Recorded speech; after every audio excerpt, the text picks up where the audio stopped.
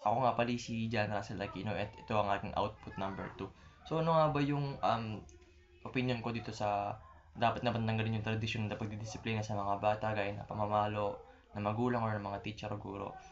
Para sa akin, hindi naman siya kailangan dahil kami nung kabataan namin hindi naman kami nakaranas ng di naman kami gaano nakaranas ng pamamalo kasi mga magulang ko is more on verbal sila. So, pag pagalitan nila kami is puro sabi lang. Hindi nila kami pinapalo kasi pag pinapalo mo kasi yung isang bata, para sa akin lang, ganito kasi kami lumaki, is mas nabibuild lang sa kanya yung fear o yung takot imbis na disiplina kasi para sa akin hindi respeto yung natatanggap niya. Kumbaga, takot yung nabibuild sa kanya na natatakot magkamali, natatakot makagawa ng mali, or natatakot ah, makagawa ng hindi magugustuhan ng magulang niya.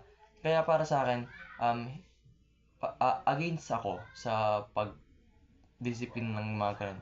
Kasi um, yung mga naranasan ko sa buhay is kung kaya naman masabihan ng isang magulang, isang guro yung isang bata is para sa akin magiging effective siya and in a way na mas hindi mabibuild ng bata yung fear or yung takot.